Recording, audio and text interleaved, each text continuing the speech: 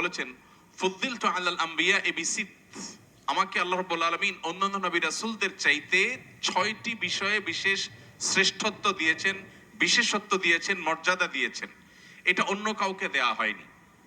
আমাদের নবী সাল্লাল্লাহু আলাইহি সাল্লামের সেই আল্লাহ প্রদত্ত 6টি বিশেষত্ব কি, যেটা অন্য নবী রাসূলদেরকে দেয়া হয়নি?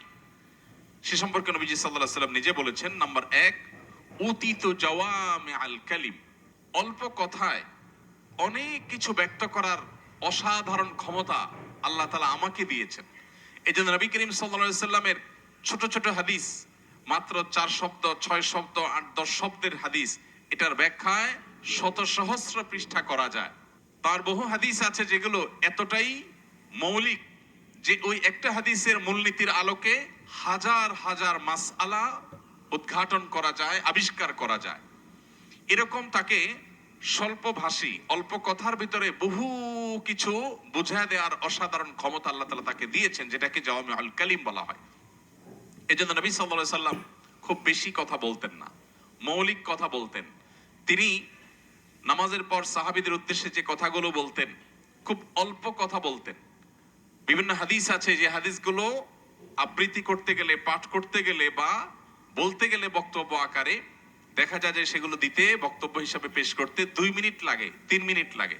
সবচেয়ে দীর্ঘ যে হাদিসটা পাওয়া যায় বুখারীর, সবচেয়ে দীর্ঘ, পুরো পৃষ্ঠাব্যাপী, এটাও যদি আপনি মুখে বক্তব্য আকারে উপস্থাপন করেন তাহলে সর্বোচ্চ 5 থেকে 7 মিনিট লাগবে। বিদায় হজের যে ভাষণ ঐতিহাসিক, এটাও যদি অনলাইনে দেখেন তাহলে দেখবেন পুরো ভাষণের যে আরবির মূল টেক্সট, এই টেক্সটটা যদি আপনি পড়ে শোনান বা বক্তব্য আকারে কোথাও উপস্থাপন করেন তাহলে পুরোটা পেশ করতে আপনার কয়েক মিনিট সময় লাগবে। আমরা যেখানে নবী সাল্লাল্লাহু আলাইহি সাল্লামের একটা হাদিসের ব্যাখ্যা 2-4 ঘন্টা করে শেষ করতে পারি না, মুহাদ্দিসগণ, হাদিস বিশারদগণ শত শত নয়, হাজার হাজার পৃষ্ঠা লিখে যেখানে নবী সাল্লাল্লাহু আলাইহি সাল্লামের হাদিসের ব্যাখ্যা করে শেষ করতে পারেন না, সেখানে নবী করিম সাল্লাল্লাহু আলাইহি সাল্লামের সারা জীবনের বক্তব্য দেখা যায় 2 মিনিট, 3 মিনিট, 5 মিনিট, 10 মিনিট বাস। অথচ এই সামান্য সময়ের বক্তব্যে একটা সমাজ গঠন করেছেন, একটা জাতি গঠন করেছেন, একটা বিশ্ব, নতুন বিশ্ব উপহার দিয়েছেন, গোটা বিশ্বের পট পরিবর্তন করে দিয়েছেন, আমল চেঞ্জ করে দিয়েছেন, আরবের যাযাবরদেরকে পৃথিবীর শাসকে পরিণত করে দিয়েছেন, তাওহীদ প্রতিষ্ঠা করেছেন, শিরক বিতাড়িত করেছেন, গোটা পৃথিবীকে পবিত্র করে ছেড়েছেন। তার এই সামান্য সামান্য ছোট ছোট যে সমস্ত হাদিস আছে, এই সমস্ত হাদিসগুলো দ্বারায়। এজন্য তিনি বলেছেন, আল্লাহ রাব্বুল আলামিন আমাকে স্বল্পভাষী, অল্প কথায় অনেক কিছু বোঝাবার, ব্যক্ত করবার অসাধারণ এক ক্ষমতা দিয়েছেন, যেটা আগের যুগে কোন নবী রাসূলকে এরকমটি দেওয়া হয়নি। নাম্বার 2, তিনি বলেছেন ওয়ানুসিরতু বির-রু'ব, আল্লাহ রাব্বুল আলামিন আমাকে ব্যক্তিত্বের প্রভাব দিয়ে সাহায্য করেছেন। তার ব্যক্তিত্বের প্রভাব এত বেশি ছিল যে তিনি কোন দিকে গেলে দূর দূরান্ত পর্যন্ত তার ব্যক্তিত্বের প্রভাবে পুরো এলাকা প্রভাবিত হতো। তার দিকে তাকালে অনেক অমুসলিম শুধুমাত্র তার ব্যক্তিত্বের প্রভাবে ইসলামে চলে আসতো। আল্লাহ রাব্বুল আলামিন তাকে এরকম অলৌকিক এক অসাধারণ ব্যক্তিত্ব দিয়েছেন, যেটা সাধারণত অন্য কাউকে, কোন নবী রাসূলকে দেওয়া হয়নি। তার রবের কারণে, তার ব্যক্তিত্বের কারণে, তার ব্যক্তিত্বের ভারের কারণে, তার ভাব এবং গাম্ভীর্যের কারণে দেখা যেত অন্যরা খুব সহজে প্রভাবিত হতো।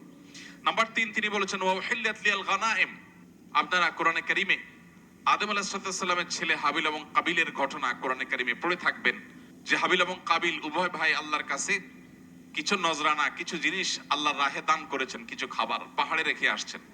আগের যুগে নবী রাসূলদের জন্য বিধান ছিল আল্লাহর রাস্তায় কিছু দান করলে সেগুলো রেখে আসবে পাহাড়ে, আল্লাহর পক্ষ থেকে এসে আগুন এসে সেগুলোকে ভস্ম করে দিবে। এটাই দানের একটা তরিকা, পদ্ধতি ছিল।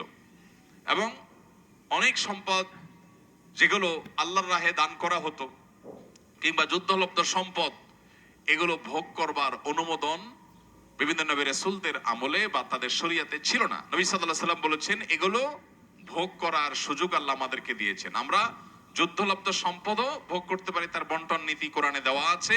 আবার আল্লাহর রাস্তায় কোনো কিছু দান করলে সেটা আল্লাহর পক্ষ থেকে গরিবদেরকে দান করার এবং ভালো ভালো খাতে দান করার নির্দেশনা আল্লাহ দিয়েছেন। অর্থাৎ এই গনিমত, এটা ভোগ করবার সুযোগ আমার উম্মতকে দেয়া হয়েছে, আগের যুগে নবী রাসূলদের মধ্যে এটা ছিল না।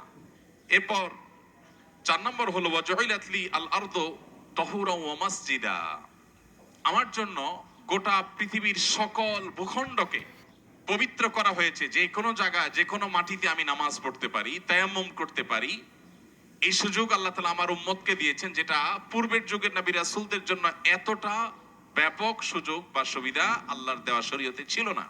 এরপর 5 নম্বর হলো তিনি বলেছেন ওয়া উরসিলতু ইলাল খালকি কাফা, আমাকে গোটা সৃষ্টি জগতের সবার কাছে নবী রাসূল করে পাঠানো হয়েছে। তার আগে যত নবী রাসূল এসেছেন, কেউ কোনো বিশেষ অঞ্চলের জন্য, কোনো দেশের জন্য, কোনো ভূখণ্ডের জন্য, কোনো ভাষাভাষীর জন্য নবী এবং রাসূল হিসাবে এসেছেন। আর মুহাম্মদ সাল্লাল্লাহু আলাইহি সাল্লামকে আল্লাহ তাআলা পাঠিয়েছেন, কোরআনে আল্লাহ তাআলা বলেছেন তাকে পাঠিয়েছেন কাফাতান নাস, সকল মানুষের কাছে। শুধু মানুষ নয়, জিন জাতির কাছে, গোটা সৃষ্টি জগতের সকলের কাছে নবী এবং রাসূল করে আল্লাহ তাকে পাঠিয়েছেন। এবং সর্বশেষ 6 নম্বর আমাদের আজকের টপিকের সাথে সংশ্লিষ্ট, সেটি হলো তিনি বলেছেন ওয়া খুতিমা বি আন-নাবিয়্যুন, আমাকে দিয়ে নবীদের ধারাকে শেষ করে দেওয়া হয়েছে, পরিসমাপ্ত করা হয়েছে। আগের যুগের নবী রাসূলরা সবাই তাদের পরে কোন নবী আসবেন, রাসূল আসবেন, সেই সুসংবাদ দিয়ে যেতেন, কিন্তু মুহাম্মদ সাল্লাল্লাহু আলাইহি সাল্লামের পরে আর কোন নবী রাসূল আসবে না, তাকে দিয়ে পরিসমাপ্তি ঘটিয়েছেন।